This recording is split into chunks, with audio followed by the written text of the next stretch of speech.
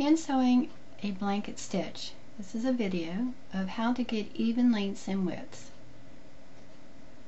The blanket stitch is a stitch used to reinforce the edge of thick materials such as fleece and blankets. But it can also be used as a decorative stitch on clothing. This is something I learned a long time ago about getting fairly even blanket stitching. Especially if you're doing it for decorative stitching on clothes.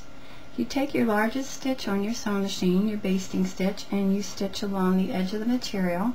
Now you can have a wider stitch here, or you can even do it more narrow, depending on what you want to have. Then you take and stitch between every line or every stitch, or you could do it every other stitch, it's up to you, and keep it as close to the thread line as you can, and that will give you a fairly even stitch, and I'm going to show you that next.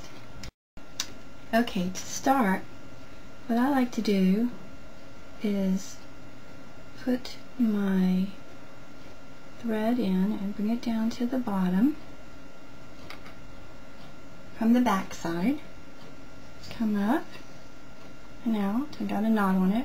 I'm using 3 strands of crochet thread right now, but you can use yarn, you can use multi-layers of regular thread. Come up, put the needle in between the first stitch, bring it through, loop it out,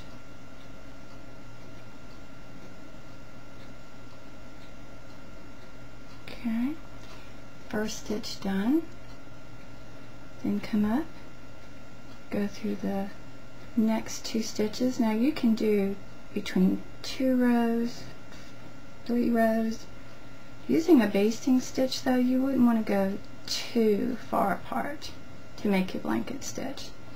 Second one, go between the stitches of the next one. Now you could catch your thread on the basting stitch, but you can always trim that away very carefully when you're done. See? 3 stitches. Go between the next one.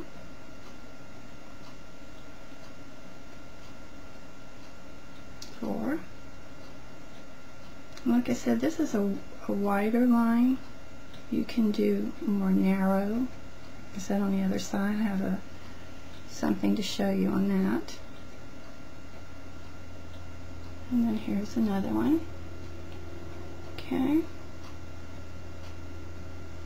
Just to give you an idea what it looks like.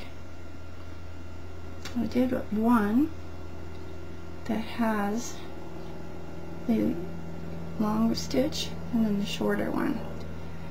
So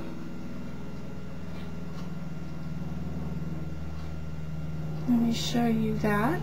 Now I would just bring this down to the end and tie it off.